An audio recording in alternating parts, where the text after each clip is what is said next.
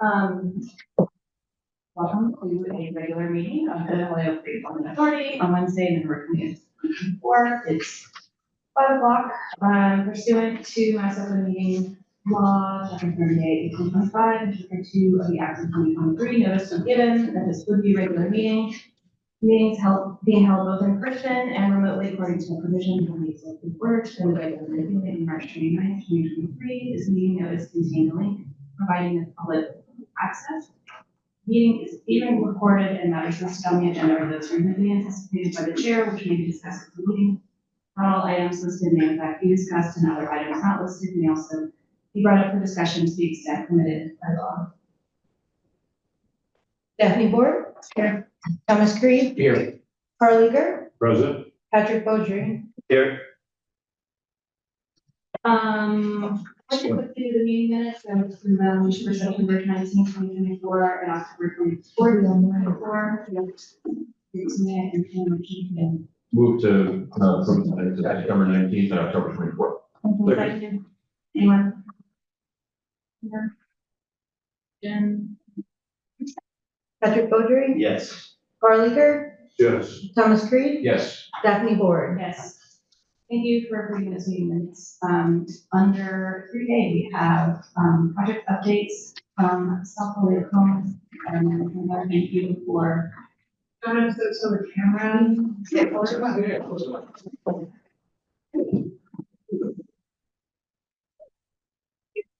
Thanks for providing us with another beautiful report. Visually nice.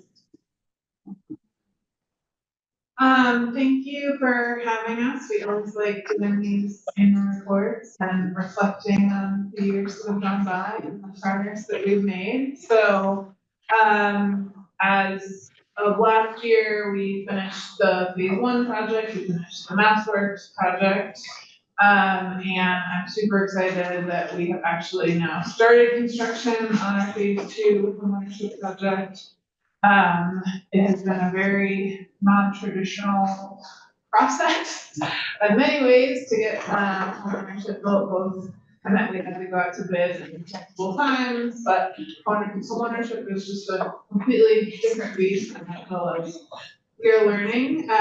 But we've selected a modular. We made the decision last year to do modular instead of stick build when our construction pricing came back so high. And so then we also selected a general contractor. We want to work with Western Builders for both phase 2 and phase 3. It's been fantastic.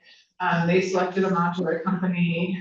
We did a site visit in August, I want to say, and they are very soon going to start producing boxes. And in order for the boxes to be delivered, we have to have a site ready to receive the boxes. So, yeah, Western did mobilize last month. I mean, as John and Aaron know well, those lots have been overgrown for decades and decades. And so the first thing that we did was just clear all of the lots. And so it's pretty significant, the change.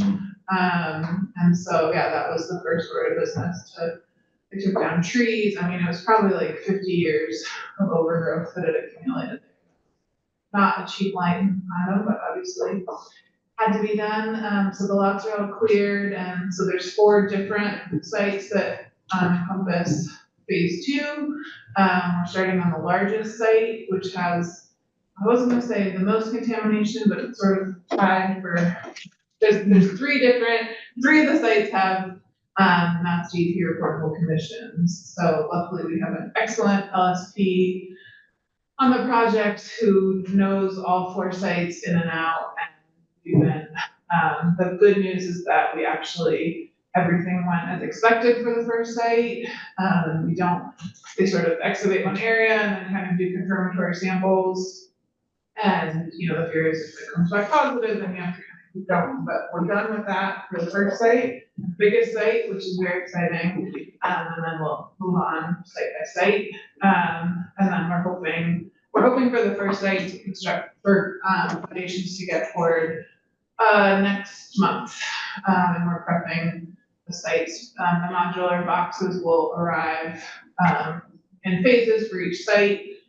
So that'll happen throughout the winter and the spring, and all of phase 2 should be, I think the construction end date is July 11th. So all 20 units will be completely finished by July of 2025. So that has been a huge undertaking. We're actually still working out details with Mass Housing on all their funding. We have the city ARPA commitment. The Housing Authority is putting in a large financial contribution to this project, and we're just very excited to see it moving forward. We will start what we're calling like soft marketing, probably next month. We won't be able to officially advertise until Mass Housing approves our marketing plan, which is frustrating because we want to start sooner. But there's all sorts of regulatory hoops we have to follow. So we've been saying that folks should check back in February. We'll have applications open for 2 months. And then we'll have a lottery this spring. And we do hope that the first set of homeowners can move in this summer. It will take a number of months for all the units to get sold. But that process is definitely ongoing. There's a million moving pieces, but yeah, dirt's being moved and that's exciting. So I'm also simultaneously submitting a pre-application for a phase 3 project. So phase 3 is a tax credit project, and there's a winter round of tax credits to become available from the state. And so the pre-application is due on Monday. So we are also working to submit for that. That is envisioned as a 40-unit building, 1, 2, and 3 bedrooms. And we did all of our permanent, we got the zone change. I know we can talk to you guys about that. We went through site plan review with the planning board. We did stormwater, so we're kind of all permitted. Our design is, we're at about 50% design, but we're gonna keep going that. We have a really high level of readiness, but tax credits are so competitive. We think it's unlikely we'll get funded the first round, but we are hopeful maybe the following year we get funded, but we are sort of ready to go whenever the state starts to have availability.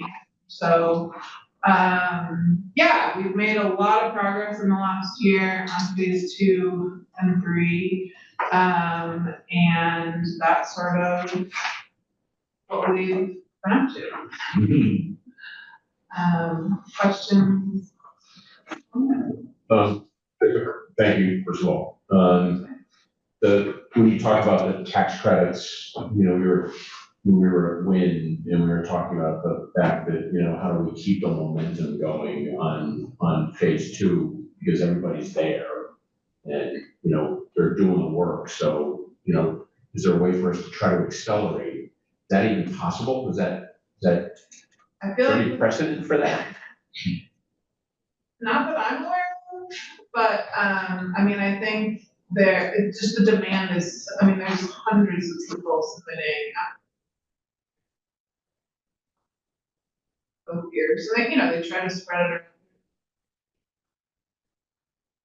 boxes they for checking about how to allocate that, but it's so competitive now, and just it used to be the 9% tax credits were so competitive, but it was easier to get 4% tax credits, not 4% tax credit. There's like a 4-year wait. So I think even if you have like a plan on the project, you're still going to be waiting. So shovel ready doesn't necessarily.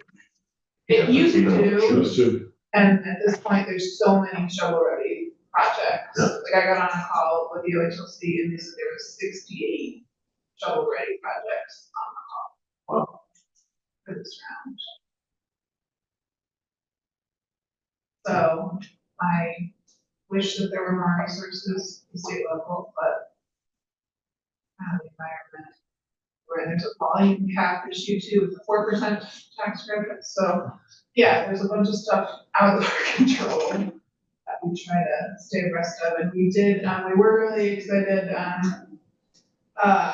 Rep. Duffy and, State Senator, but the Velas got, $500,000 in the housing bill for phase 3. And we actually had the housing secretary, Augustus, he visited us on Monday, and talked about that project with him, and also strategizing.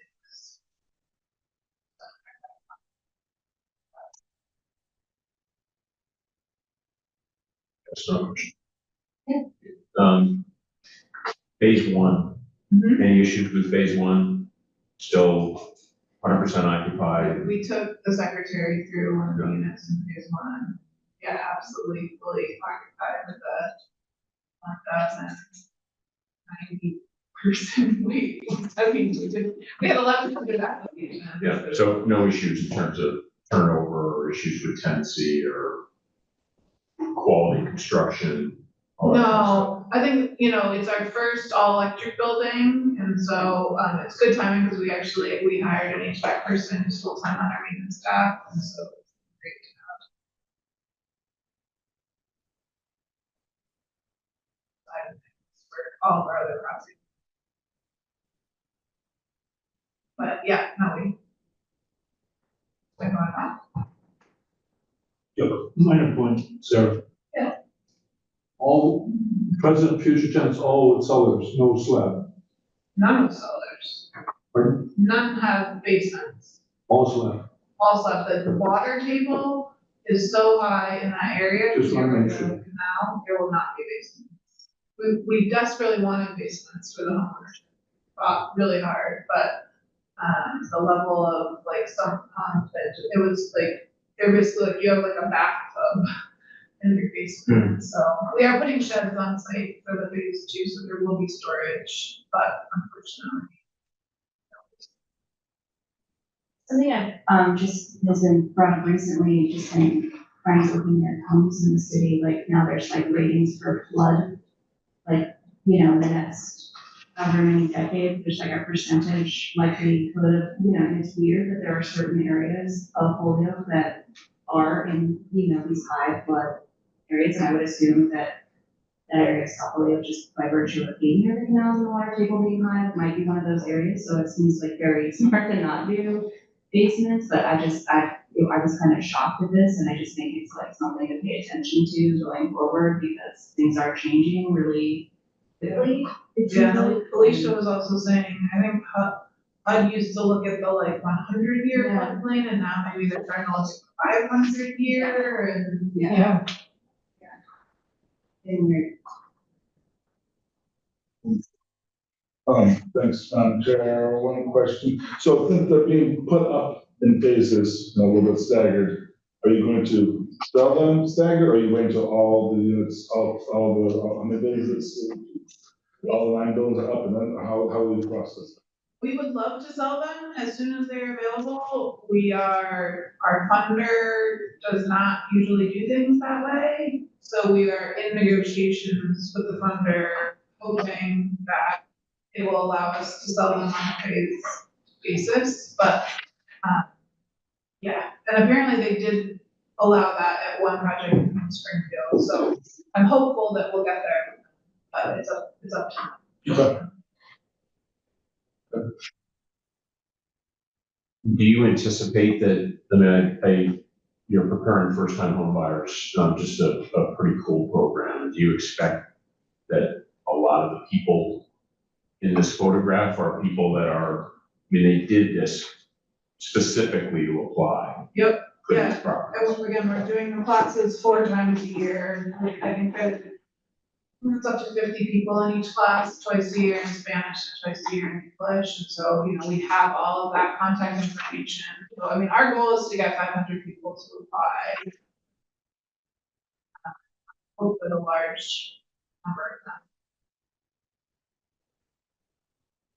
And there's money available for them. Yep, there's down payment assistance. We've actually been talking to Alicia, and sure, just for the record, there is some conversation about increasing the down payment assistance program through the city. Currently, it's just around $5,000, but there's talks that we've been tripling that. And then there's also programs to the state.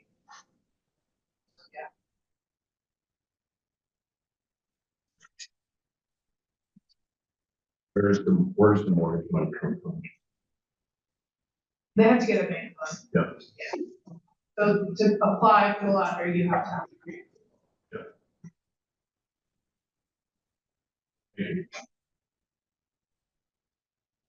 Should you sign so Yeah, unfortunately, I haven't done that recently, but is there a sign up for? Summer Corner, Sergeant, and Valente. And yeah, we were bummed that we had to cancel the vote. We really hope it rains tomorrow. Lots of good reasons, but, we were bummed to have to cancel that. We probably will wait to do an event until the first modular boxes arrive. So we'll have an event then. It'll be pretty exciting to see them, the boxes. Yes, sir.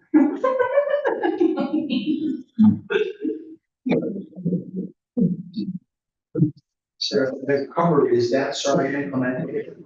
Yeah. And I'm noticing a different architecture now, it's coming back to me where the roof lines were gonna be different, just that there's some distinction between the units. It's interesting. And the colors, yeah, so the pitched roofs are the 3 bedrooms and the flat roofs are the 4 bedrooms, so you just get more space up on that third floor. That's coming back to me. And then, yeah, we wanted to be able to kind of, because the large duplexes, and each person has their own entrance. So like on the corner, like in the blue, there and there, we want, and there's like some slight architectural differences, so you could say like, the greenhouse on the left with, you know. Now, it's coming back to me, I remember you describing this now, I didn't remember that earlier when we talked. Yeah. I remember you coming in and describing that system when you were looking at these modular. Yeah. And then there's parking in the back, each, unit will have 2 parking spots, so there's also an entrance from the back. And there'll be a shed, and also one of the units is fully accessible. Southeast. Further down, comment day, that's where the church lot was, so that is part of this phase also. Yeah, if you look at the map, Page 3. what page number, sorry, yeah, exactly. So it's like, what they're calling 2B is the church lot, up on the top right. 2A is the 4 buildings, 8 units, site, and then across the 3, and then 2D is all the way down the block. We really wanted, I don't know if you all remember this, we initially had wanted to kind of flip the tax credit with those final, but the water connection was not. So they're kind of all the way down.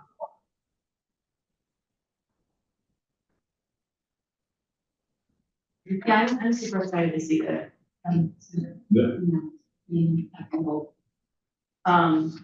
Just reading under next steps, is there a phase 4? There's not really a phase 4. Phase 3, I mean, I think we've learned many things. The amount of red tape and environmental issues and just sort of, you know, each site is a big lift. And so I think, I believe that there's four sites and 2 of them are very small. I personally think that only 2 of them are developable and not the way that the other lots are. 2 of them are sort of corner lots with like parking or murals or sort of. And I believe that there are 2 other vacant parcels that go on them. Everyone around this table can have input on what happens next, but I think for us, we have to do sort of larger scale for it to make sense for us. We have partnered with Habitat for Humanity very successfully, and we think they're a really interesting model, but I think there's any other private developers should definitely. Yeah. Phase 3 is it right? I think part of private developments in Harrington is going to be owner occupied, and I'm still cognizant of how low the percentage is of owner occupied units in South Holyoke. Like 20 is great. like more, I don't know, I guess I feel like that's sort of a push from my end is, it'd be great to just like try to find a way of doing more in whatever capacity, and I'm not, there's spots or space or buildings existing that could be used or occupied, sense in the long term. If we're gonna get to the percentage of owner occupied housing that we see in other areas of the city anytime fast in some areas, so. That's not, not your problem. But I think it's like a. Really good. Thank you. That's it. Matt, are you? Matt, you wanna say anything? Go get him, Sarah. Okay. Thanks, Matt. Thank you, Sarah. Thank you, Sarah. Thank you, Matt. Staff there too. Thanks, guys. We appreciate your partnership. Thank you. Thanks for the plug on the back. Speaking of getting the gang back together. Oh, you bet. Yeah, hey, man. Hey, Sarah says hi. Hi, Sarah. I'm not. Bye, Sarah, take care. Moving on to the next agenda item, which is Mass Development Site Readiness Grant Discussion. We have Ben Murphy from Mass Development here. Thanks, Ben, for joining us. If you want to start or. Yeah, we just thought, I mean, just, since this is new for the HRA to actually start receiving grants, we did meet with Ben, and we got the award real quick. So update, there's, contracts not in place, scope of work hasn't been defined yet, so we'll work on that. But we just thought it'd be helpful to have Ben kind of give just a general overview of what this grant can do, probably what we'll be using it for. And I don't know if you have a timeline yet, so I know that was one of the questions we had, when we met a couple weeks ago. So just to kind of give an overview, but again, this is, new, but not the last time we'll be getting grants to the HRA. Yeah. Do you want me to? Oh, the camera moved. I can see some of you. Yeah, really quick. So this is a site readiness grant, which I believe it was the redevelopment authority that it had to be the redevelopment authority that previously received a site readiness grant to purchase the old Holyoke machine properties for South Holyoke homes. So that was a somewhat unusual one because it was for housing. Usually site readiness is for industrial, commercial, or mixed use. We've gotten a little bit more flexible. This is for a high street district strategy, which there'll be a focus on the Haberman properties. I'll say real quick that the program generally doesn't fund projects that are under 50,000 square feet. So just looking at the Haberman properties really doesn't, get to that threshold. So we really wanted to look at more of the district around, including the Haberman site. But at least looking at between Cabot and Essex streets, it could be larger than that. Like Aaron said, we haven't scoped this yet. This is a project we're going to manage in-house with our house doctors, so we're planning on bringing in Stantec. I actually have a meeting that just got scheduled for tomorrow with them. Kind of my initial discussion with them before I bring in the city team to have the real initial discussion about scoping. And did I say it's a $200,000 grant? But it's essentially, we're not sending money to the redevelopment authority. We'll be providing the services. And just one quick other note, one of the things we talked to Ben about too, obviously the first thing that their house doctor, Santec will get is all the studies are ready from that area. Right, so we know that last year, or a year and a half ago, Wayfinders did a bunch of inventory and studies around that area. Obviously, we have the TDI We have a neighborhood hub, so we have a bunch of information, and plus all the new data that's come from the MassDOT, High Street project. So there'll be a lot of data we can provide them right up front, in addition to obviously the master plan that we're doing, the comprehensive master plan. You can talk more about the things that you want to see in that area. So I think there'll be a lot of information given to the consultants right off the bat. That's probably the first task, to start to kind of synthesize that to something that's more understandable from all different sources. And also, Stantec is also the group that's doing our wayfinding projects. So they're already getting pretty familiar with what.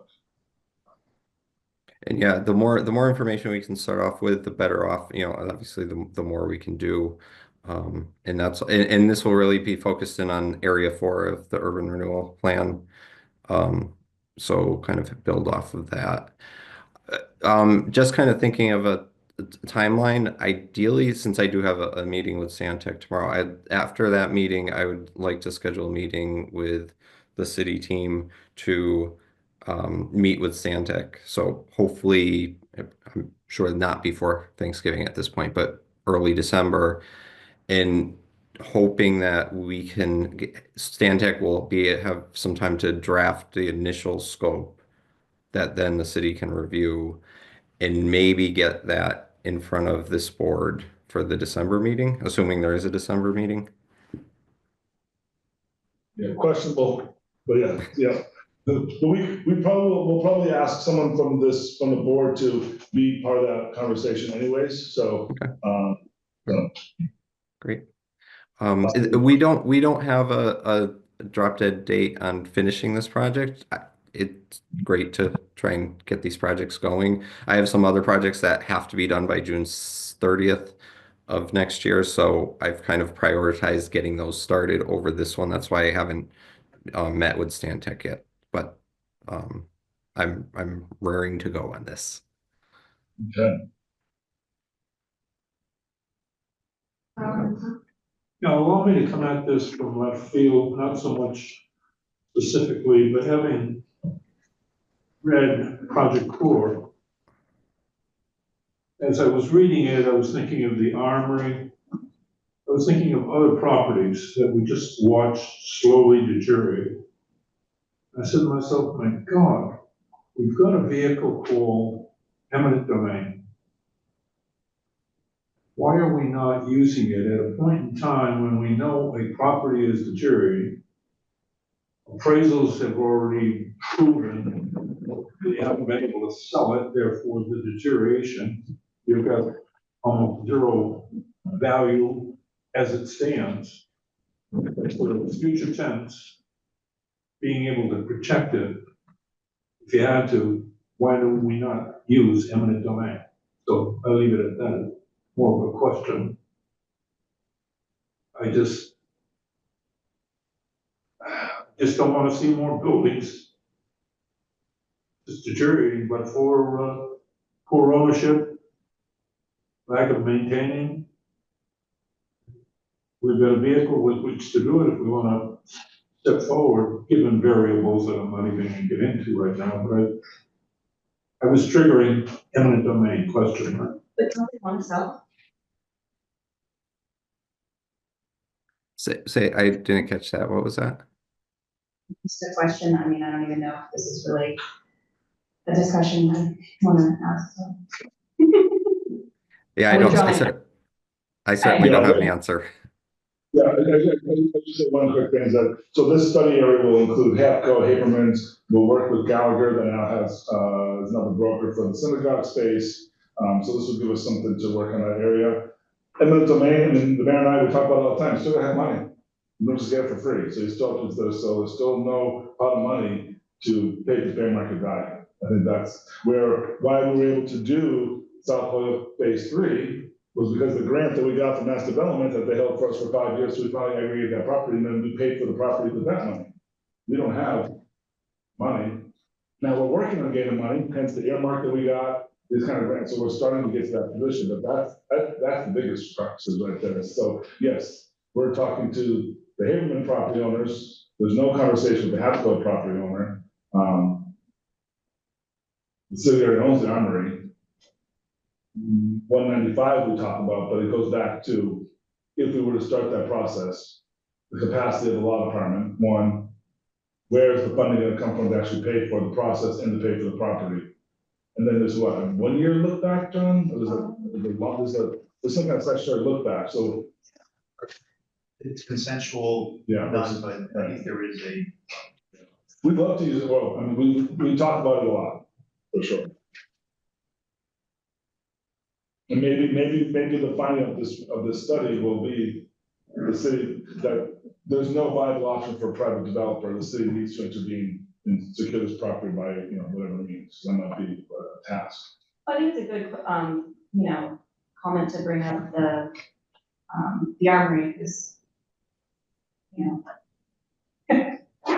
we have not been discussing it as meetings, and it is deteriorating, and we do need it. The city owns it, we don't, that's, right, yeah, no, it's supposed to, it's supposed to happen, but yeah, I wouldn't mind, yeah. Food for thought, that's all. Yeah, just a comment on that discussion and then a question for Ben or for the team. And I've said this before, I don't mind owning property. I don't like necessarily owning buildings on that property that are so deteriorated that every time I hear a siren in town, I fear that it's the building that I now own. If we were loaded with cash and we could develop these properties on our own or secure these properties on our own, that's one thing, but taking away a problem from somebody else and just ending up owning that problem ourselves without a real strategy around it just freaks me out a little bit. For this grant, Ben, you guys mentioned Stantec. I'm not familiar with them and how they work. Are we paying for them? Is that a part of what this grant is? That's what's happening. So Mass Development is paying Stantec to provide these services. Okay. So To the Redevelopment Authority. 100 would be to pay for them.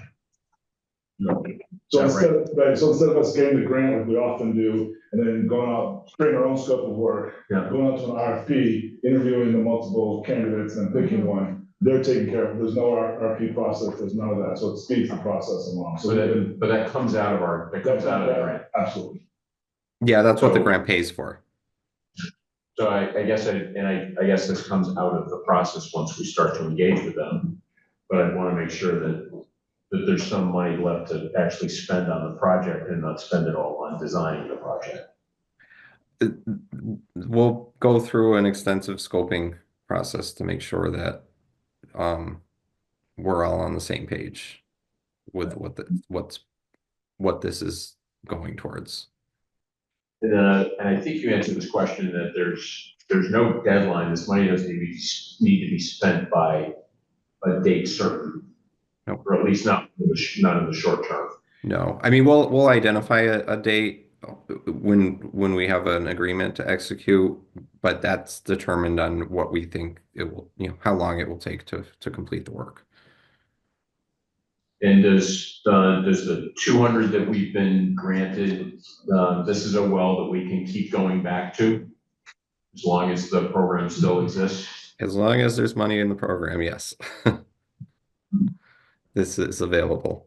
And I'll say I certainly see this process, the document that comes out of this helping fund additional, being awarded additional funding from possibly from this grant program and others. Thank you. It's nice to have a familiar face on the. It's nice to see you all. Thanks, Dad. I'll come in person at some point, just not today. Thank you, Ben. Thank you, Ben. We'll wait for you and we'll follow up. Yeah, I'll be in touch. Yeah. Thank you.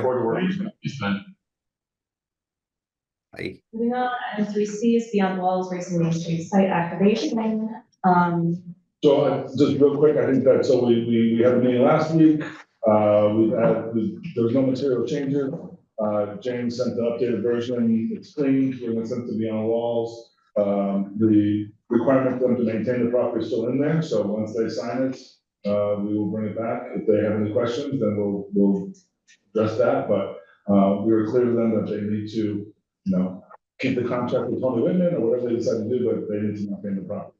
So if they work out something else with the use agreement between the city and the parks and whatnot, that'll be fine, but they're responsible for maintaining the property, so. Do they have, sorry, they have to submit like the contract to us on file or? Just, I don't know, who's done that. It's not in there as a requirement. but- We just drive by and see that the grass is tall and start asking questions? This is not unlike when we licensed the garden. We own the property, but we let them manage it. There was an agreement that they would maintain it. Mhm. The reason I bring that up is because we asked them to come in periodically Yeah, and give us an update. Yeah. And I would suggest that same yes, that, cadence should work with this property. absolutely. That makes sense, okay.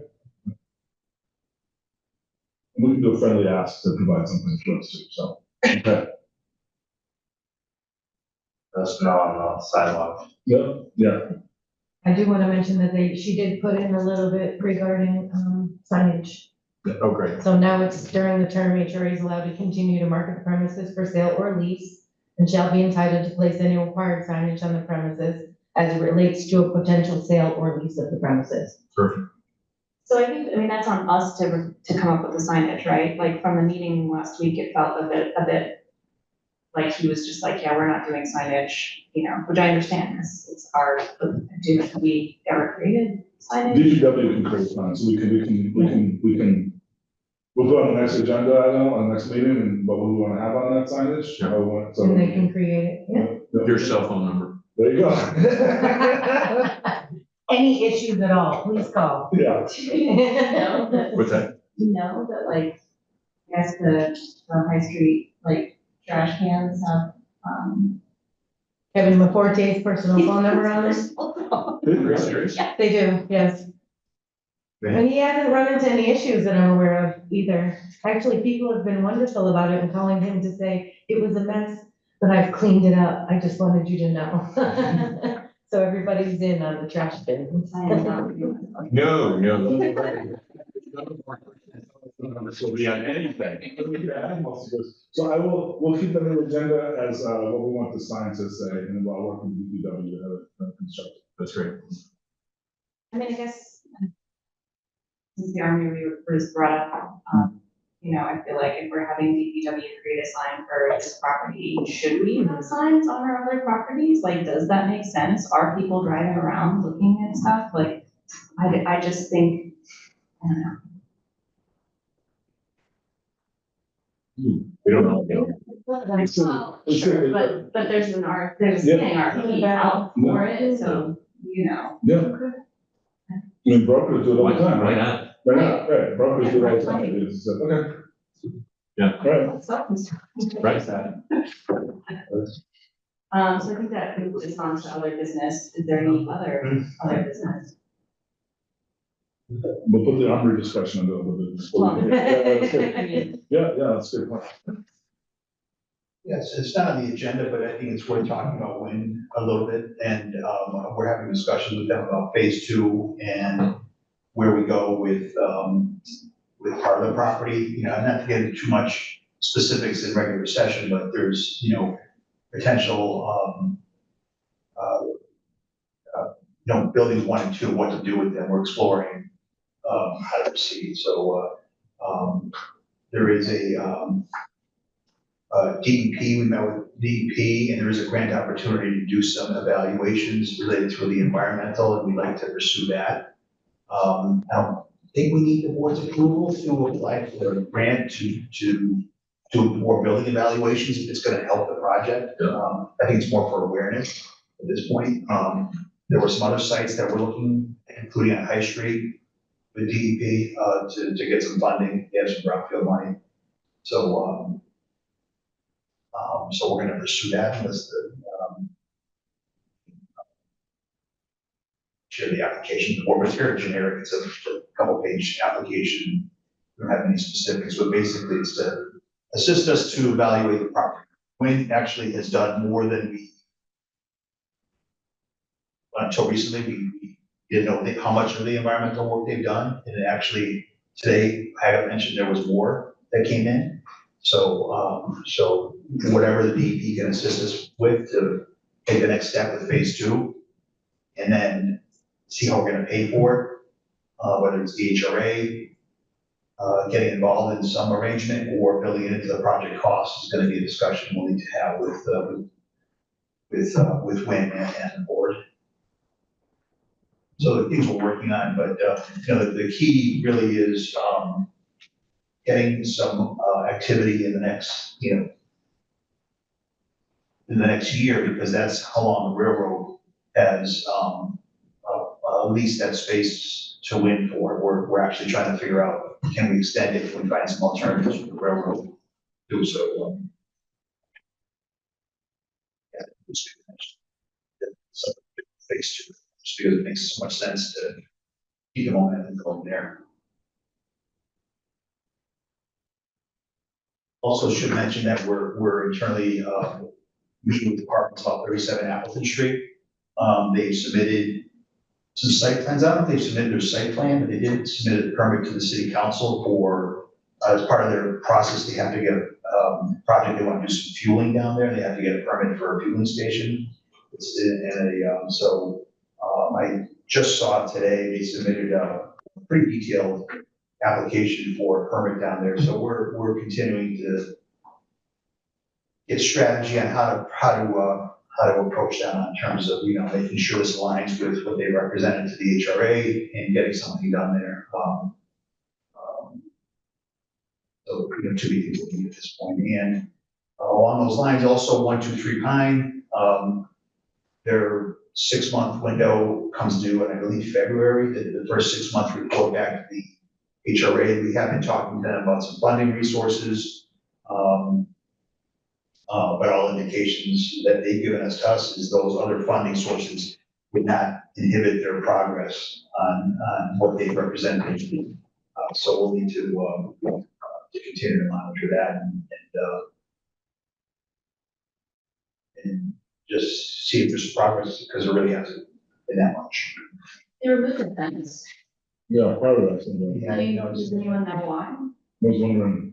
you know, maybe to get access. I mean, they noticed the grass was cut recently.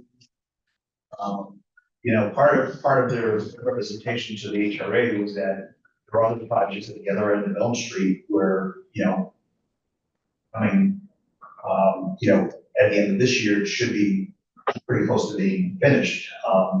Haven't had an update. I think one of the things that, we're monitoring is also, what is being represented to the City Board of Health with the vacant building registration.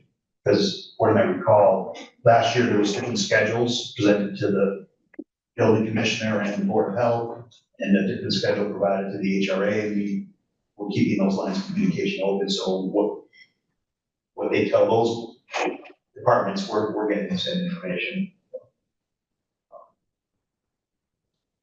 Just, well, you know, it's good to keep it on the agenda and the radar, because they're projects that have been going on for a long time that, you know, information has been represented to us that whether it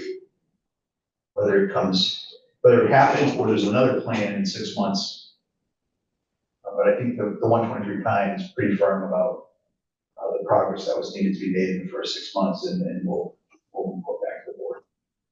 You just communicate with them and ask them why the fence is partially taken down. It's a very large area, and I've had other neighbors mention it to me, and it just seems like it's adding to the dilapidated state of things.